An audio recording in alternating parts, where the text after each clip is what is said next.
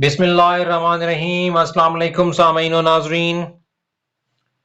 Fatih Sindh Mohammad बिन कासिम की किस्त number 8 के साथ हाजिर हूँ। सबसे पहले एक एलामिया के तारीखी नावल की इस तहरीर के साथ चैनल की इंतजामिया का मुत्तफिक होना ज़रूरी नहीं है।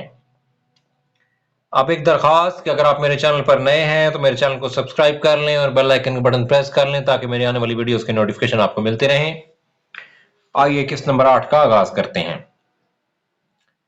जहाज पर नाहिद के अलावा दूसरी अरब औरतें भी मर्दों के शाना बशाना लड़ रही थीं। हाशिम देर तक दूसरे बच्चों के साथ एक कोने में छुप कर न बैठ सका। वो ऊपर आकर खालिद के करीब खड़ा होकर पूछने लगा, हमें कितनी बार बहरी डाकुओं से मुकाबला करना पड़ेगा? खालिद ने कमान में तीर चढ़ाते हुए मुड़कर देखा। हाशिम के करीब माया देवी हैरान और शशदर खड़ी थी। उसने कहा, माया देवी, तुम हाशिम को नीचे ले जाओ। माया देवी हाशिम को उठा ही रही थी कि एक सनसनाता हुआ तीर आया और हाशिम के सीने में पेवस्त हो गया। माया देवी ने भागकर इसे एक कोने में लिटा दिया और तीर निकालने की कोशिश करने लगी। हाशिम एक हल्की सी आह और मामूली सी कपकपाहट के बाद ठंडा हो गया। माया देवी सिसकियां लेती हुई उठी, लेकिन पीछे से एक मजबूत हाथ की गिरफ्त में बेबस होकर रह गई। कौन? गंगू? उसने चांद की धीमी रोशनी में आंखें फाड़कर देखते हुए पूछा। हाँ, मैं हूं। कालू, उठा लो इसे। अगर शोर मचाए तो गला घोंट देना। कालू माया देवी को उठाकर जहाज की पिछली तरफ रस्सी की एक सीढ़ी से उतरकर एक कश्ती में सवार हो गया। गंगू ने आगे बढ़कर खालिद के कंधे पर हाथ रखते हुए कहा, अब मुकाबला करने से कुछ नहीं होगा। इनकी तादाद हमसे बहुत ज्यादा है और अकब से भी 2 जहाज हम पर हमला करने के लिए आ रहे हैं। मेरी कश्ती जहाज के पीछे खड़ी है। मैं तुम्हें और नाहिद को बचा सकता हूं। खालिद ने बेपरवाही से जवाब दिया, हम अपने साथियों को छोड़कर नहीं जा सकते। लेकिन तुम नहीं जानते कि वो लोग तुम्हारी बहन के साथ क्या सलूक करेंगे। लेकिन मैं तमाम जहाज की तमाम औरतों को अपनी बहनें समझता हूं। अब जयराम की दगाबाजी ने मुझे किसी पर एतमाद नहीं रहा। एक तीर नाहिद को लगा और वो पसली पर हाथ रखकर बैठ गई। खालिद ने आगे बढ़कर इसे उठाने की कोशिश की, लेकिन उसने कहा, मैं ठीक हूं खालिद, तुम मेरी फिक्र ना करो। खालिद ने उसके इसरार के बावजूद इसे उठाकर हाशिम के करीब बिठा दिया। हाशिम की लाश देखकर नाहिद को अपना जख्म भूल गया। उसने हाशिम को झंझोड़ा, आवाजें दी और इंतहाई कर्ब की हालत में बोली, हाशिम, तुम ऊपर क्यों आए? गंगू ने बेखबरी की हालत में नाहिद की पसली से तीर निकालकर फेंक दिया और दासू से कहा, इसे उठा लो। दासू नाहिद को उठाने के लिए झुका, लेकिन खालिद ने आगे बढ़कर इसे पीछे धकेल दिया और कहा, तुम जयराम और ये सिपाही मुख्तलिफ रास्तों से आए थे, लेकिन तुम सबका मकसद एक है। जाओ, हम तुम्हें एक दफा माफ कर चुके हैं। गंगू ने कहा, बेटा, अगर बातों के लिए वक्त होता तो मैं तुम्हारा शक दूर करने की कोशिश करता, लेकिन हम पर दुश्मन का घेरा तंग हो रहा है और अगर हमने चंद और लम्हात जाया कर दिए तो भागने के तमाम रास्ते बंद हो जाएंगे। अफसोस, मैं तुम्हें सोचने की मोहलत भी नहीं दे सकता। बेटी, मुझे माफ करना। ये कहते हुए गंगू ने अचानक एक छोटा सा डंडा खालिद के सर पर दे मारा। खालिद लड़खड़ाया, लेकिन गंगू ने उठाकर इसे कंधे पर रख लिया। वासु ने नाहिद को उठा लिया और गंगू ने मोती से कहा, तुम ये कमाने उठा लो, ये हमें काम देंगी। हमलावर कमंदे डालकर जहाजों पर सवार हो रहे थे और तीरों की लड़ाई तलवारों की लड़ाई में तब्दील हो चुकी थी। इस हंगामे में किसी को नाहिद, खालिद और माया देवी के अगवा किए जाने का पता न चला। जब तक ये लोग कश्ती पर सवार हुए, चंद कश्तियां कब से भी जहाजों के करीब पहुंच चुकी थीं। गंगू और उसके साथियों ने सिंधी जबान में हाउ हू करके हमलावरों को शक न होने दिया और बचते बचाते जहाजों से एक तरफ निकल गए। गंगू के कहने पर माया देवी ने अपना दुपट्टा फाड़ कर नाहिद के जख्म पर पट्टी बांध दी। खालिद को अपने साथ देखकर अब इसे ये भी ख्याल न था कि वो कहां जा रही है। गंगू पानी से कपड़ा भिगो खालिद के माथे पर रख रहा था और माया देवी को वो शख्स जो चंद लम्हे बेशतर एक बदतरीन दुश्मन की सूरत में नमूदार हुआ था, एक गमगुसार नजर आ रहा था। कश्ती खतरे की हद से दूर आ चुकी थी और माया गंगू से हम कलाम ना होने का इरादा करने के बावजूद बार बार ये पूछ रही थी, इसे ज्यादा चोट तो नहीं आई? ये कैसे बेहोश हुआ? नाहिद इंतहाई रंजो मलाल की वजह से किसी से हम कलाम ना हुई। वो तशवीश की हालत में अपने भाई की तरफ देखती और जब गंगू ये कहता, बेटी, तुम फिक्र ना करो, तुम्हारे भाई को भी होश आ जाएगा, मैं तुम्हारा दुश्मन नहीं, मैं समंदर के देवता की कसम खाता हूं, तो नाहिद खून के घूंट पी कर रह जाती।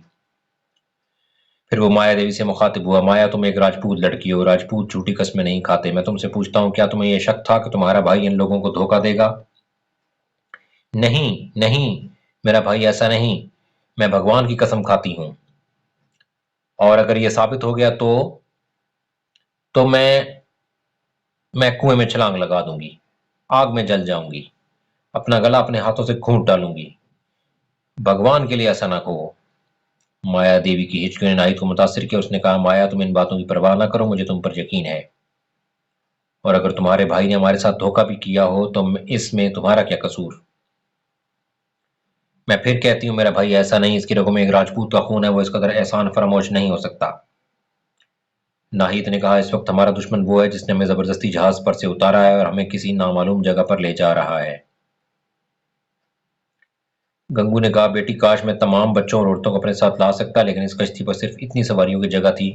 तुम नौजवान हो और मैं तुम्हें एक बेरहम दुश्मन के हाथों से बचाना चाहता हूँ।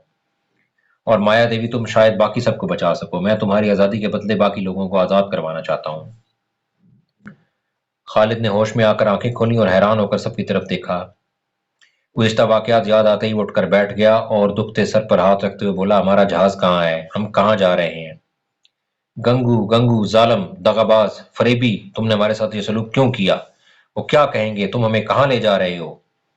गंगू ने ठंडे दिल से जवाब दिया, खालिद, ये मेरी उम्र में पहला मौका है कि मुझे किसी की गाली पर गुस्सा नहीं आया। तुम मुझे जो जी में आए कहो, लेकिन मैंने बुरा नहीं किया। मैं सिर्फ माया को लेने आया था, लेकिन तुम्हारी बहन को जख्मी देखकर ये गवारा न कर सका कि इसे दुश्मन के रहम पर छोड़ दूं। खालिद ने हकारत से माया देवी की तरफ देखते हुए कहा, मैं अब समझा, जयराम ने एक तरफ से हम पर हमला करने के लिए सिपाही भेज दिया और दूसरी तरफ से तुम्हें माया देवी को लेने के लिए भेज दिया। इसका मतलब यह है कि लुटेरों के सरदार तुम न थे, जयराम था। तुम दुरुस्त कहते हो, लेकिन मैं तौबा कर चुका हूं और जयराम ने तौबा नहीं की। मुमकिन है वो अपनी बहन की खबर सुनने के बाद तौबा करे। तो तुम हमें इसके पास नहीं ले जा रहे हो। तुम देख सकते हो बंदरगाह किस तरफ है और हम किस तरफ जा रहे हैं। तो तुम हमें कहाँ ले जाओगे? किसी ऐसी जगह जहां राजा के सिपाही ना पहुंच सकें।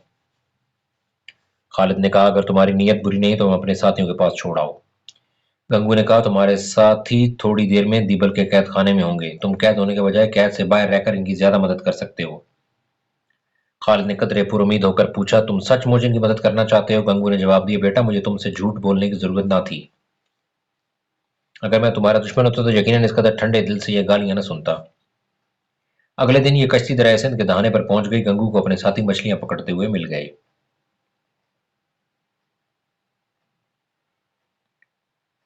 अगले दिन कोठरी का दरवाजा खुला और पहरेदार ने जयराम को हाथ बांधकर प्रणाम किया और कहा, आपको सरदार प्रताप राय बुलाते हैं। जयराम पहरेदार के तर्जमल में इस तब्दीली पर हैरान था। वो चुपके से इसके साथ हो लिया।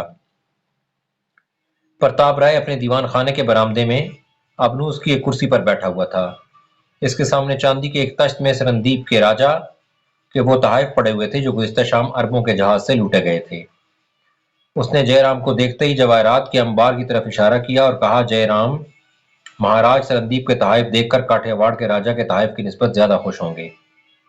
इनमें एक एक हीरा तुम्हारे संदूक के सारे माल से ज्यादा कीमती है। जयराम ने इस पर कहर आलूद निगाह डाली और अपने होंठ काटने लगा। प्रताप राय ने कहा, लेकिन तुम्हारा चेहरा जर्द और तुम्हारी आंखें सुर्ख हैं। मालूम होता है तुम रात भर नहीं सोए। कोठड़ी में बहुत गर्मी होगी। बंदरगाह से वापस आकर मुझे तुम्हारा ख्याल ना आया, वरना तुम्हें इतनी देर वहां रखने की जरूरत न थी। मैंने महाराज की खिदमत में एलची भेज दिया है। चंद दिनों तक कैदियों के मुतल्लिक इनका हुक्म आ जाएगा। जयराम ने कहा, तो आपने उन्हें कैद कर लिया? हाँ, मैंने तुम्हें कल भी बताया था कि यह राजा का हुक्म है। आपने उन्हें लड़कर कैद किया या मेजबान बनकर? प्रताप राय ने जवाब दिया, तुम अभी बच्चे हो, लड़ाई में सब कुछ जायज है। मेरी बहन कहाँ है? कौन? मेरी बहन कहाँ थी? आप मुझे बनाने की कोशिश न करें। एक राजपूत की इज्जत पर हाथ डालना इस कदर आसान नहीं जिस कदर आप समझते हैं।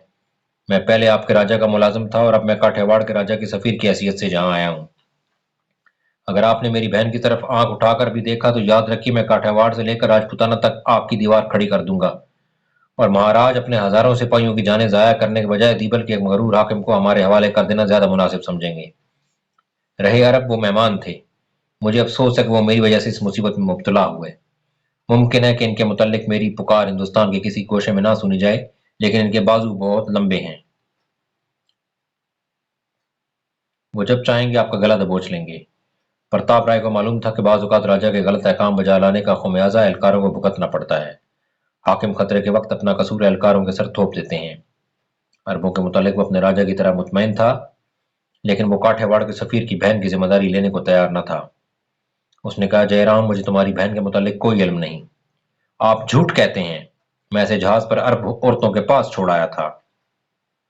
औरतें जो जहाज पर थीं वो सब हमारी कैद में हैं। अगर तुम्हारी बहन इनमें है तो मैं अभी तुम्हारे साथ चलकर इससे माफी मांगता हूँ। चलो। बहन को तलाश करने की ख्वाहिश जयराम के तमाम इरादों पर गालिब आ गई और वो प्रताप राय के साथ चल दिया। रास्ते में उसने पूछा, अरब मल्लाहों के साथ आपने क्या सलूक किया? प्रताप राय ने जवाब दिया, वो सब आखिरी वक्त तक लड़ते रहे। औरतों और बच्चों के अलावा हम सिर्फ 5 आदमियों को जिंदा गिरफ्तार करने में कामयाब हुए हैं। दूसरे जहाज पर सरनदीप के मल्लाहों ने मामूली मजामत की, लेकिन जल्द ही हथियार डाल दिए। तो इसका मतलब यह है कि आपने बैक वक्त सरनदीप और अरब के खिलाफ ऐलान जंग कर दिया है। मैंने सिर्फ राजा के अहकाम की तामील की है और जब तक मैं इस ओहदे पर हूं मैं ऐसे अहकाम की तामील करता रहूंगा। मेरे खत के जवाब में राजा ने अगर तुम्हें बुला भेजा और तुमने उनसे कैदियों को रिहा करने की इजाजत हासिल कर ली तो मुझे खुशी होगी। मैं खामखा की जिम्मेदारी से बच जाऊंगा। महल से निकलकर चंद कदम के फासले पर जयराम और प्रताप राय कैद खाने की चार दीवारी में दाखिल हुए। पहरेदारों ने प्रताप राय का इशारा पाकर अरबों की कमरे का दरवाजा खोला। औरतों ने अपने चेहरे ढांप लिए। अरब मल्लाहों ने जयराम को देखते ही मुंह फेर लिए।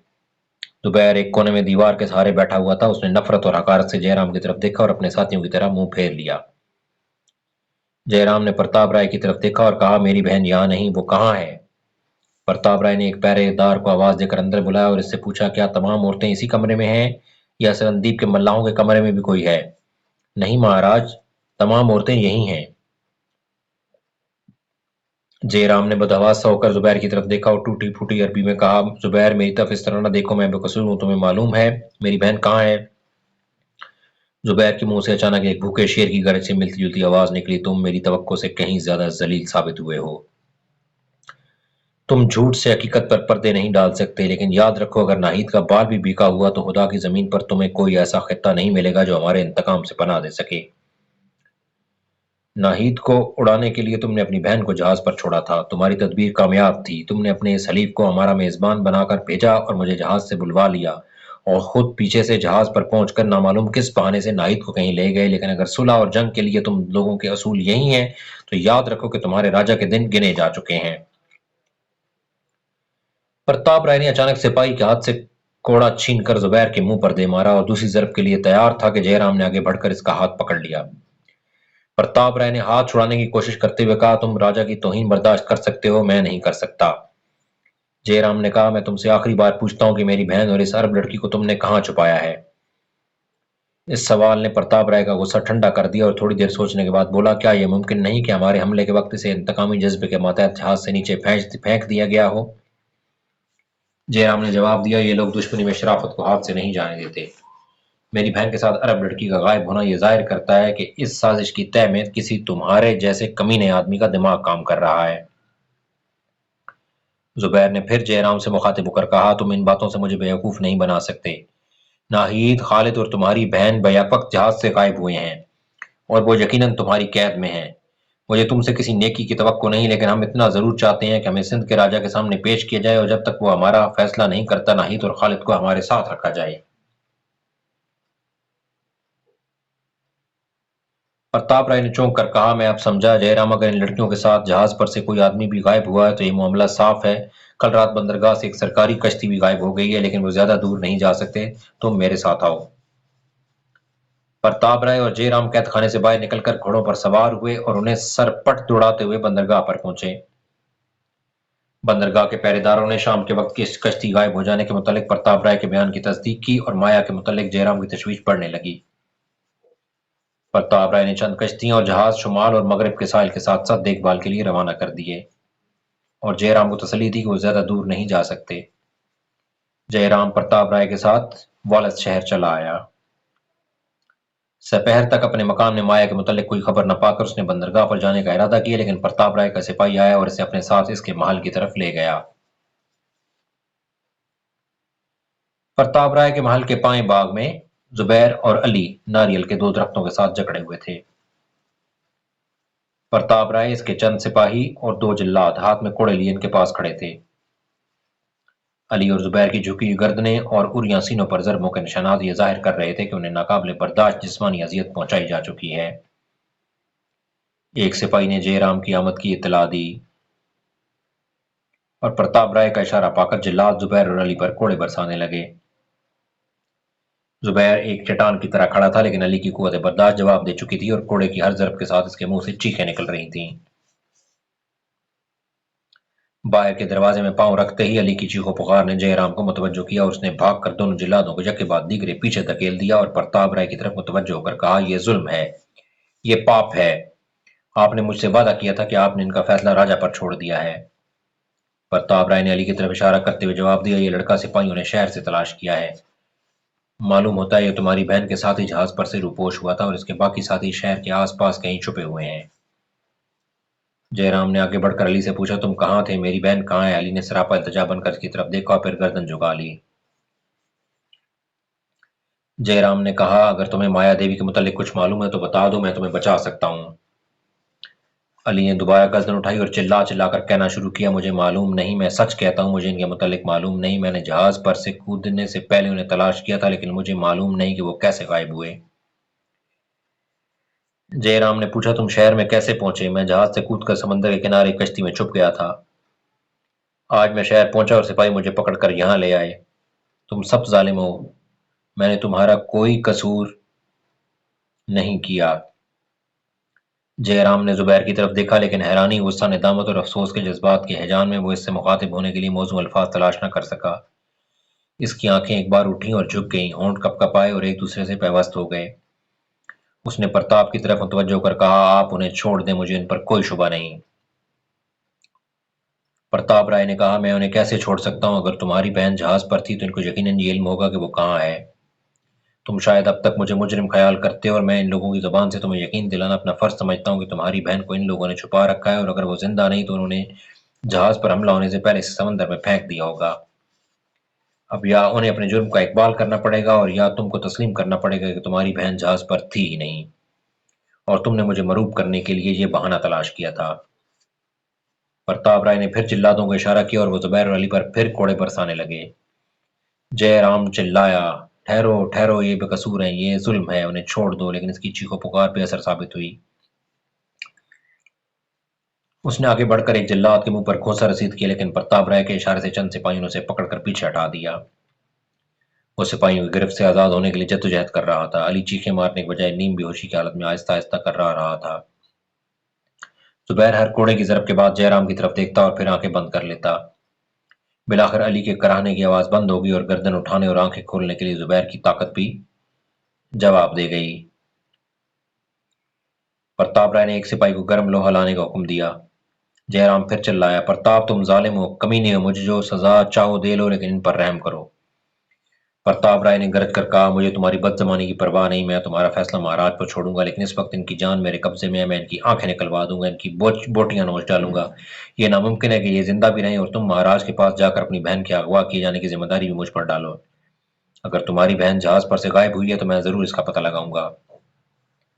इसके लिए अगर मुझे इन तमाम बच्चों और औरतों के साथ यही सलूक करना पड़ा तो भी दरेग नहीं करूंगा। सिपाही ने लोहे की सलाख पर प्रताप राय के हाथ में दे दी और वो जुबैर की तरफ बढ़ा। जयराम ने बुलंद आवाज में कहा, नहीं नहीं, ठहरो, मेरी बहन जहाज पर ना थी, मैं अकेला आया था, मैं फकत इनकी जान बचाना चाहता था। प्रताप राय ने जवाब दिया, लेकिन मुझे क्यों कर यकीन आया कि तुम राजा के सामने ऐसी कहानियां बयान करके इसे मेरे खिलाफ नहीं भड़काओगे। प्रताप, मैं वादा करता हूं, एक राजपूत का वादा, मुझ पर एतमाद करो। तुम्हें ये गवाही भी देनी पड़ेगी कि जहाज पर से कोई भी लड़की गायब नहीं हुई। अगर तुम उन्हें छोड़ दो तो मैं ये वादा करने के लिए भी तैयार हूँ। उन्हें छोड़ना न छोड़ना राजा का काम है। मैं सिर्फ ये वादा कर सकता हूँ कि इनके साथ आइंदा कोई सख्ती नहीं की जाएगी। तुम्हें राजा के सामने ये भी मानना पड़ेगा कि तुमने इन लोगों को छुड़ाने की नीयत से मुझ पर दबाव डाला और अपनी बहन को एक बहाना बनाया था। जयराम ने शिकस्त खोरदा सा होकर जवाब दिया, मैं इसके लिए भी तैयार हूँ। प्रताप राय ने लोहे की सलाख फेंकते हुए कहा, तुमने मुझे ख्वामखा परेशान किया। सामीन नाजरीन, फातेह सिंध मोहम्मद बिन कासिम की किस्त नंबर 8 का यहाँ पे इख्तिताम हुआ। वीडियो पसंद आए तो उसको लाइक कर दें, चैनल को सब्सक्राइब कर दें और बेल आइकन बटन प्रेस कर दें ताकि मेरे आने वाली वीडियोस की नोटिफिकेशन आपको मिलते रहें। इस वीडियो को ज़्यादा से ज़्यादा लोगों के साथ शेयर करें ताकि वो लोग जो तारीख के पहलुओं से वाकिफ़ नहीं हैं उन्हें आगाही हासिल हो सके। कमेंट सेक्शन में जाके अपनी आरा से ज़रूर आगाह करें कि आपको ये नावल कैसा लग रहा है और आप मज़ीद कौन सी तारीखी पहलुओं के बारे में जानना चाहते हैं। अब तक के लिए इतना ही। अपना और अपने इस चैनल का ख्याल रखिएगा। इंशाल्लाह ताला बहुत जल्द अगली वीडियो में मुलाकात होगी। तब तक के लिए अल्लाह हाफिज।